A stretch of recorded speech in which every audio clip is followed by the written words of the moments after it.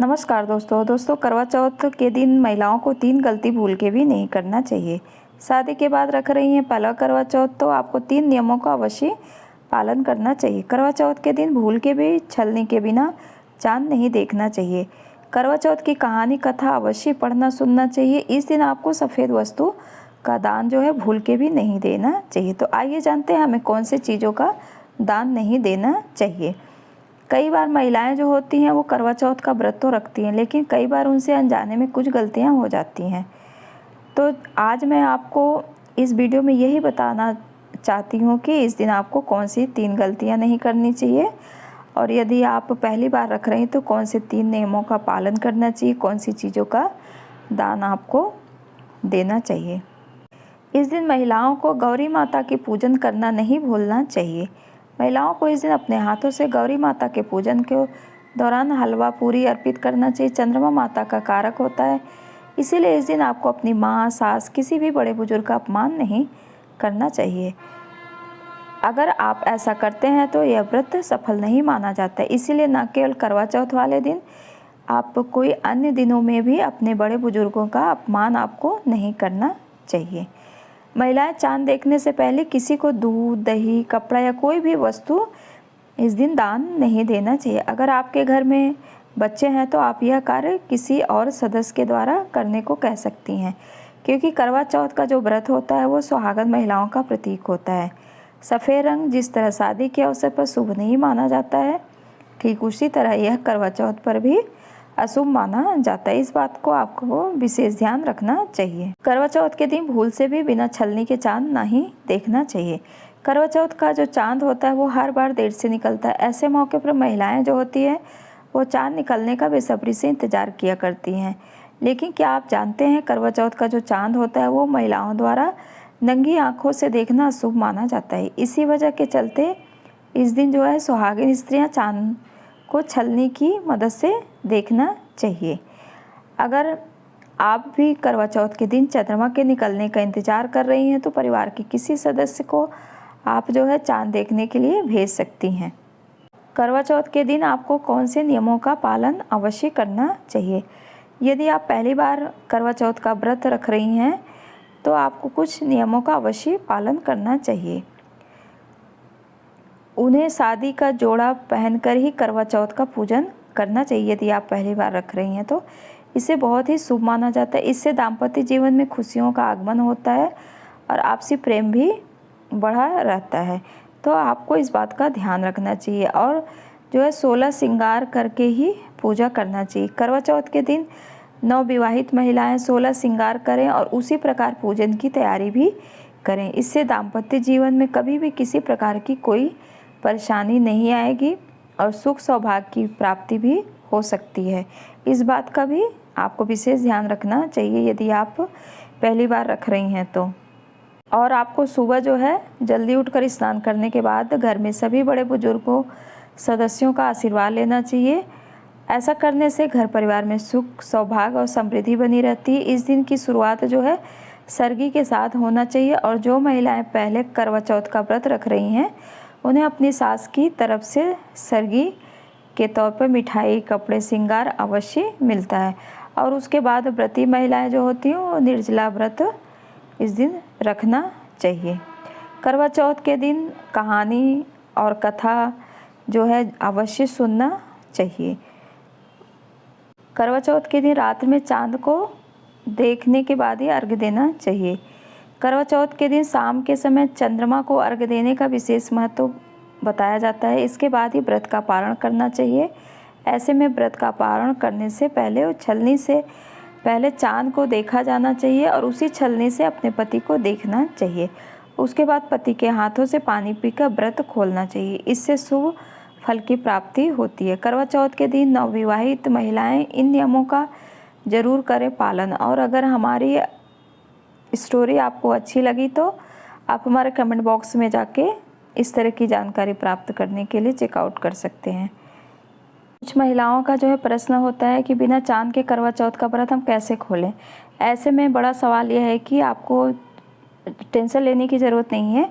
बारिश या बदलाव के कारण अगर चांद नज़र ना आए तो फिर उपवास रखने वाली महिलाओं को अपना व्रत कैसे खोलना चाहिए इसके लिए आपको परेशान होने की ज़रूरत नहीं है। अगर किसी कारणवश आपको चंद्र दर्शन नहीं हो रहे हैं तो आप सांकेतिक रूप से चंद्रमा को मानकर अपना व्रत खोल सकती हैं।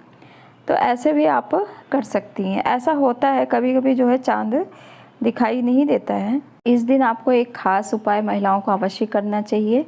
यदि आप अपने जीवन साथी से किसी अन्य कारण उपेक्षित हैं तो करवा चौथ के दिन 5 बेसन के लड्डू आटे के चीनी में गूँथें, 5 पेड़े, 5 केले और 250 ग्राम चने की भीगी दाल किसी एक से अधिक गायों को खिलाएं जिनका जो है बछड़ा उनका दूध पीता हो। करवा चौथ पर इस समस्या को दूर करने के लिए अपने इष्ट देव से विनय भी करें। जीवन साथी की जो रुचि होगी आप में खत्म हो रही है तो ये चमत्कारी उपाय बहुत ही लाभकारी है। तो इस उपाय को आप अवश्य करवा चौथ वाले दिन कीजिए, आपकी सारी समस्याएं दूर हो जाएगी। कुछ महिलाओं का ये भी कहना है कि हमें जो कथा होती है कितने बजे हमें सुननी चाहिए। कथा सुनने का मुहूर्त जो होता है, करवा चौथ का व्रत रखने वाली महिलाओं को दोपहर के समय एक साथ बैठकर कथा सुननी चाहिए। इस दौरान महिलाओं को थाली में पूजा की कुछ विशेष सामग्री रखनी चाहिए।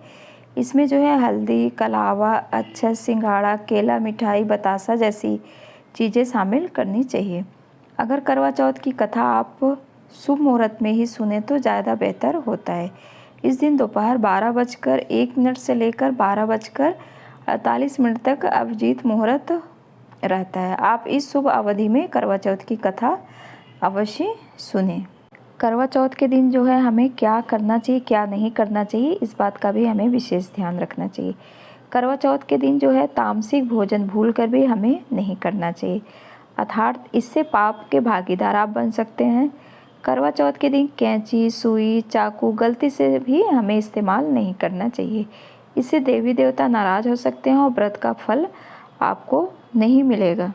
कुछ महिलाओं का ये भी प्रश्न है कि क्या हम करवा चौथ में चाय पी सकते हैं। नारियल पानी से इलेक्ट्रोलाइट संतुलन बरकरार रखने में मदद मिलेगी और आप करवा चौथ पर सक्रिय और तरोताज़ा महसूस करेंगी। इस दिन पहले चाय और कॉफ़ी से बचना चाहिए क्योंकि वे प्रकृति में मूलवर्धक होते हैं और इस प्रकार निर्जल व्रत से पहले शरीर को निर्जलित नहीं करना चाहिए। तो इस दिन वैसे कहा जाता है कि आप कोई भी व्रत रख रहे हैं तो इस दिन आपको चाय कॉफ़ी नहीं पीना चाहिए। इससे व्रत जो है खंडित हो जाता है क्योंकि जो चाय कॉफ़ी होता है इसमें काफ़ी केमिकल वगैरह होता है, तो इसीलिए हमें कोई भी व्रत में चाय कॉफ़ी नहीं पीना चाहिए। आप नारियल पानी पी सकती हैं, इससे आपको काफ़ी एनर्जी मिलेगी क्योंकि नारियल में विटामिन सी की मात्रा काफ़ी पाई जाती है। तो इस बात का भी आपको विशेष ध्यान रखना चाहिए महिलाओं को। अब मैं आपको करवा चौथ की कथा सुनाऊंगी बहुत ही सरल तरीके से। एक साहूकार के 7 लड़के और एक लड़की थी। जेठानी के सहित उसकी बहुओं और बेटी ने करवा चौथ का व्रत रखा। रात को साहूकार के लड़के भोजन करने लगे तो उन्होंने अपनी बहन से भोजन के लिए कहा। इस पर बहन ने बताया कि उसका आज व्रत है, वह खाना चंद्रमा को अर्घ देकर ही खा सकती है। सबसे छोटे भाई को अपनी बहन की हालत देखी नहीं जाती। वह दूर पेड़ पर एक दीपक जलाकर छलनी की ओर में रख देता, जो ऐसा प्रतीत होता है जैसे चतुर्थी का चांद हो। उसे देखकर करवा उसे अर्घ देकर खाना खाने बैठ जाती है। जैसे ही वह पहला टुकड़ा मुंह में डालती है उसे छींक आ जाती है, दूसरा टुकड़ा डालती है तो उसमें बाल निकल आता है और तीसरा टुकड़ा मुंह में डालती है तभी उसके पति की मृत्यु का समाचार उसे मिलता है। वह बेहद दुखी हो जाती है। उसकी भाभी सच्चाई बताती है कि उसके साथ ऐसा क्यों हुआ। व्रत गलत तरीके से टूटने के कारण देवता उससे नाराज हो गए। इस पर करवा निश्चय करती है कि वह अपने पति का अंतिम संस्कार नहीं करेगी और उन्हें पुनः जीवन दिलाकर रहेगी। वह पूरे 1 साल तक अपने पति के शव के पास बैठी रहती, उसकी देखभाल करती, उसके ऊपर उगने वाले सुई नुमा घास को एकत्र करती जाती। 1 साल बाद फिर चौथ का दिन आता है। वह व्रत रखती है और शाम को सुहागिनों से अनुरोध करती है कि यम सुई ले लो, पी सुई दे दो, मुझे भी अपनी जैसी सुहागिन बना दो। लेकिन हर कोई मना कर देती है। आखिर में एक सुहागिन उसकी बात मान लेती है। इस तरह से उसका व्रत पूरा होता है और उसके सुहाग को नया जीवन का आशीर्वाद मिलता है। तो आप जब भी करवा चौथ का व्रत रखती हैं तो आप कथा को पढ़िए और लोगों को सुनाइए, इससे आपको अधिक फल की प्राप्ति होगी। तो आपको यह मेरी वीडियो कैसी लगी, इसे अधिक से अधिक शेयर कीजिएगा अपने दोस्तों और रिश्तेदारों में। और इस तरीके की जानकारी प्राप्त करने के लिए आप जो है हमारे लिंक में जाके चेकआउट कर सकते हैं। तो मिलते हैं अगले वीडियो में, तब तक के लिए बहुत बहुत धन्यवाद। आप स्वस्थ रहिए, अपना ख्याल रखिए। जय माता।